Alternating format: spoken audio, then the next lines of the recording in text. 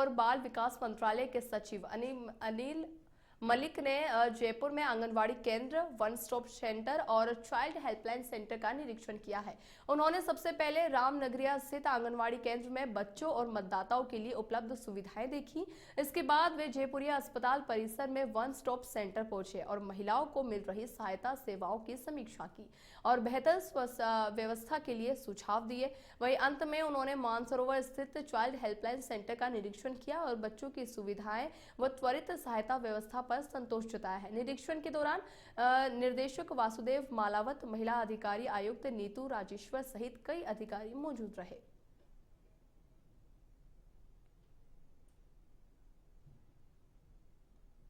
राजधानी जयपुर से खबर। जयपुर पुलिस ने एमबीबीएस एडमिशन दिलाने के नाम पर करोड़ों की ठगी करने वाले आरोपी विवेक कुमार उर्फ विनीत जोशी को अलवर जेल से प्रोडक्शन वारंट पर गिरफ्तार किया है। डीजीपी साउथ राजश्री राज के मुताबिक आरोपी विवेक कुमार निवासी नया बाजार, महाराजगंज, सिवान, बिहार, हाल किराएदार नगवा, वाराणसी, उत्तर प्रदेश को गिरफ्तार किया गया है। वे खुद को नीट चयन समिति का सदस्य बताकर लोगों को फंसाता था। श्यामनगर निवासी महेश चंद्र अग्रवाल की शिकायत में सामने आया है कि आरोपी ने उनकी बेटी को एनआरआई कोर्ट में सीट दिलवाने का झांसा देकर 5,50,000 रुपए लिए हैं और पैसे मांगने पर खुद को सीबीआई अधिकारी बताकर फर्जी लेटर भेजकर धमकाया है। आरोपी के खिलाफ राजस्थान, यूपी, दिल्ली, हरियाणा, गुरुग्राम और एमपी में भी ठगी के कई केस दर्ज किए गए हैं। वहीं आपको बता दें कि अब तक 100 से ज्यादा बैंक खातों में ठगी की रकम ट्रांसफर कर चुका है। वहीं पुलिस का यह कहना है कि पूछताछ में और महत्वपूर्ण खुलासे हो सकते हैं।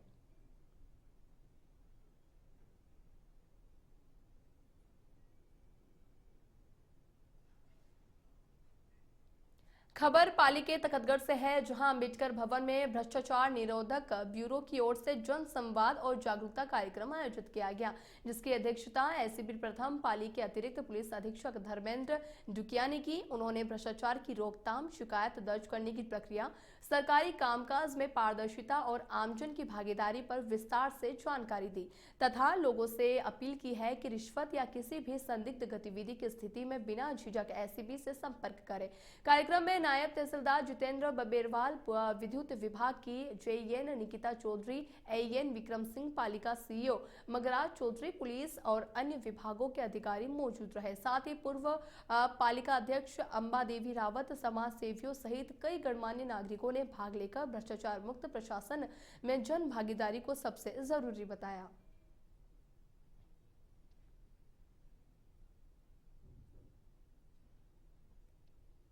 तखतगढ़ कस्बे में ये आयोजन किया गया, जिसके तहत एसीपी पाली प्रथम के समस्त कर्मचारी यहाँ पे उपस्थित होकर 1-to-1 के तहत आम जन से डायरेक्ट संवाद का ये कार्यक्रम रखा गया, जिसके तहत भ्रष्टाचार के संबंध में किसी भी प्रकार की जानकारी, किसी भी प्रकार की शिकायत या किसी भी प्रकार का कोई मुद्दा हो जिसके तहत वो अपने विचार रख सके, हमें समय पे और अधिक प्रभावी ढंग से सूचनाएं पहुंचा सके, उसी के उद्देश्य। खबर जयपुर से है, जहां गति शक्ति विश्वविद्यालय और रक्षा अनुसंधान एवं विकास संगठन ने नई दिल्ली में डॉक्टर समीर वी कामत की उपस्थिति में एक महत्वपूर्ण समझौता ज्ञापन पर हस्ताक्षर किए हैं, जिसके तहत राष्ट्रीय सुरक्षा के लिए स्मार्ट तकनीकी समाधान विकसित किए जाएंगे। यह समझौता रसद प्रबंधन, चिप डिजाइनर, हार्डवेयर सुरक्षा, होमोफॉर्मिक और ब्लॉकचेन आधारित इन्क्रिप्शन तकनीकों सहित सामरिक परिचालन और रणनीतिक स्तर पर ऑपरेशन लॉजिस्टिक्स में संयुक्त अध्ययन और अनुसंधान को बढ़ावा देगा। डॉक्टर कामत ने इसे स्वदेशी रक्षा प्रणालियों के लिए बड़ी उपलब्धि बताया है। समझौते पर प्रोफेसर मनोज चौधरी और डॉक्टर लालचंद मंगल ने हस्ताक्षर किए हैं। वहीं जीएसवी पहले से ही 3 सेनाओं के साथ लॉजिस्टिक्स और सप्लाई चेन अनुसंधान में सहयोग कर रहा है, जिससे यह समझौता रक्षा क्षेत्र में शोध, क्षमता निर्माण और उच्च तकनीकी नवाचार को और मजबूत करेगा। 2022 में संसद के अधिनियम से स्थापित और रेल मंत्रालय के अधीन देश का पहला परिवहन एवं रसद केंद्रित केंद्रीय विश्वविद्यालय जीएसवी, जिसके कुलपति केंद्रीय मंत्री अश्विनी वैष्णव हैं, अब रक्षा शोध क्षमता बढ़ाने की दिशा में नया कदम बढ़ा रहा है।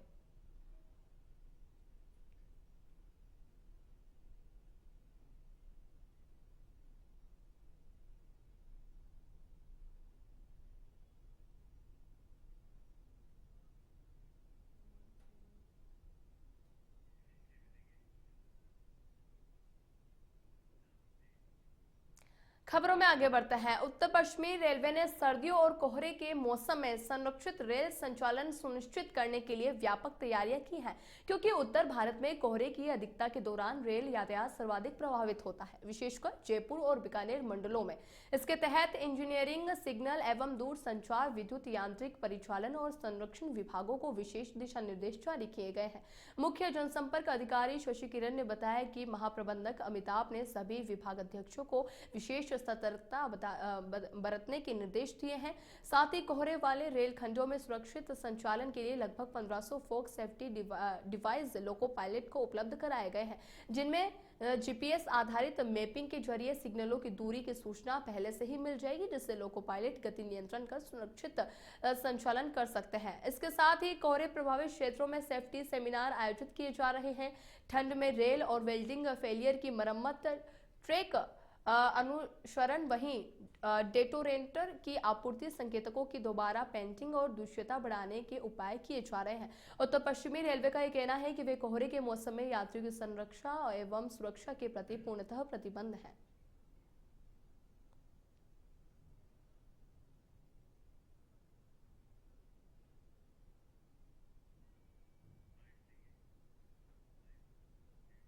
सर्दियों के मौसम में कोहरे की अधिकता को देखते हुए उत्तर पश्चिम रेलवे द्वारा संरक्षित रेल संचालन करने की प्रणाली बनाई गई है, योजना बनाई गई है और पूरी तरह से उत्तर पश्चिम रेलवे के कर्मचारी मुस्तैद हैं ताकि कोई भी अप्रिय घटना ना हो।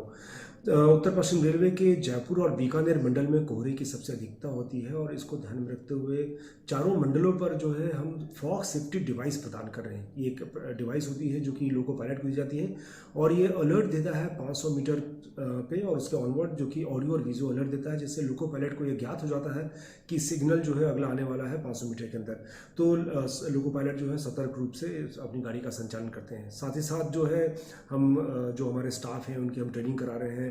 कोहरे की अधिकता को देखते हुए जो है कुछ गाड़ियों के ट्रिप हमने कैंसिल किए हैं ताकि बाकी जो गाड़ियां हैं उनका संचालन सुचारू रूप से हो सके। साथ ही साथ जो है विजिबिलिटी टेस्ट ऑब्जेक्ट होते हैं या जो ट्रैकमैन जो पेट्रोलिंग करते हैं उन सबको भी बहुत ही सख्त निर्देश दिए गए हैं। हमारे महाप्रबंधक श्री अमिताभ ने संबंधित विभागों को सख्त निर्देश दिए हैं कि कोई भी कोताही ना बरती जाए और लगातार संरक्षित संचालन के लिए कोहरे के मौसम में भी हम जो है प्रयासरत हैं। खबर टोक से है, जहां दूनी क्षेत्र में देर रात एक बड़ा हादसा सामने आया है, जहां घाट थाना क्षेत्र के जलसीना गांव में ट्रैक्टर की टक्कर से एक युवक की मौत हो गई।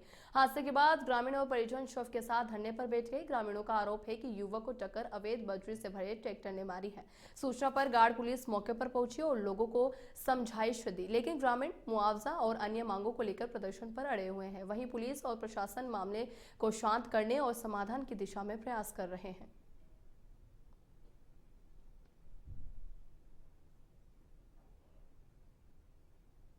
टोक से खबर है, जहां ट्रैक्टर की टक्कर से एक युवक की मौत हो गई है और युवक की मौत के बाद जो ग्रामीणजन हैं और जो परिवारजन हैं वे धरने पर बैठे हुए हैं।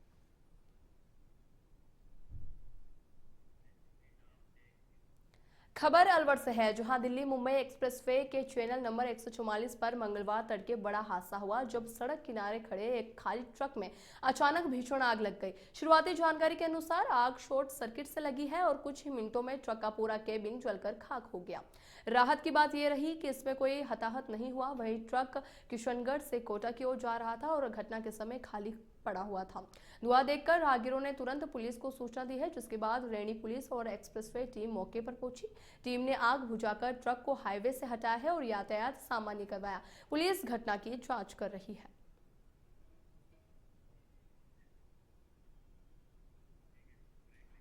और प्रधानमंत्री नरेंद्र मोदी बुधवार को पीएम किसान सम्मान निधि योजना की 21वीं किश्त जारी करेंगे। ये राशि पीएम किसान उत्सव दिवस के अवसर पर किसानों के बैंक खातों में सीधे हस्तांतरित की जाएगी। इस बार के 9 करोड़ किसानों को कुल 18,000 करोड़ रुपए की राशि मिलने वाली है। वहीं प्रदेश के 66,62,000 किसानों को 1,332 करोड़ 40 लाख रुपए की राशि हस्तांतरित की जाएगी। प्रत्येक पात्र किसान को 2,000 रुपए की किस्त मिलेगी। यह कार्यक्रम तमिलनाडु के कोयम्बटूर में आयोजित किया जाएगा। वहीं इधर जयपुर में राज्य स्तरीय कार्यक्रम होगा, जिसमें मुख्यमंत्री भजनलाल शर्मा शामिल होंगे। इसके अतिरिक्त राज्य के सभी जिलों में भी इस अवसर पर कार्यक्रम आयोजित किए जाएंगे। पीएम किसान सम्मान निधि योजना के तहत मात्र किसानों के प्रतिवर्ष 6,000 रुपए की राशि 3 सम्मान किश्तों में प्रदान की जाएगी। अब तक इस योजना के अंतर्गत 20 किश्तों के माध्यम से कुल 3.91 लाख करोड़ रुपए की राशि हस्तांतरित की जा चुकी है। वहीं राजस्थान में किसानों को अतिरिक्त राहत देने के लिए मुख्यमंत्री किसान सम्मान निधि योजना भी लागू है, जिसके तहत पीएम किसान सम्मान निधि के सभी पात्र किसानों को प्रतिवर्ष 3,000 रुपए की अतिरिक्त राशि दी जाएगी।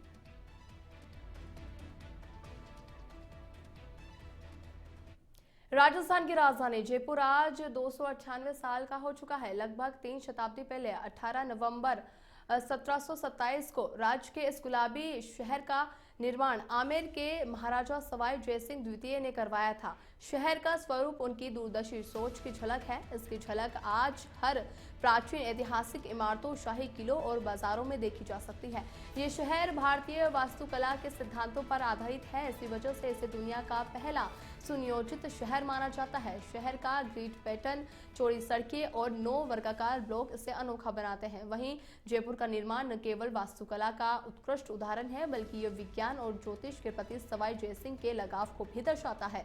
इसके लिए खासतौर पर बंगाल के प्रसिद्ध वास्तुविद विद्याधर भट्टाचार्य की सेवाएं ली गई थी। वहीं विद्याधर ने हिंदू वास्तुशास्त्र और भारतीय नगर नियोजन के सिद्धांतों को ध्यान में रखते हुए शहर का डिजाइन तैयार किया था। जयपुर का जंतर मंतर इसकी नायब मिसाल है। ये एक खगोलीय वेधशाला है जिसे यूनेस्को की विश्व धरोहर स्थल में शामिल किया गया है।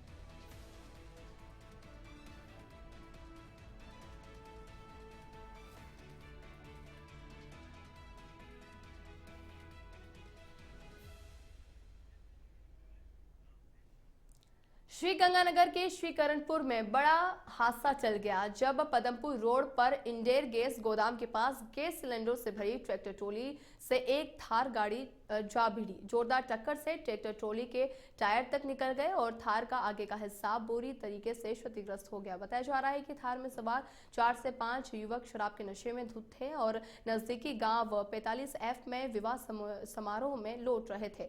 ओवर स्पीड के कारण चालक गाड़ी पर अनियंत्रित हो बैठा, जिससे थार ट्रॉली में टकराव के बाद 132 kV GSS की बाउंड्री दीवार तोड़कर अंदर घुस गया। गनीमत रही कि कोई गैस सिलेंडर नहीं फटा, वरना बड़ा हादसा हो सकता था।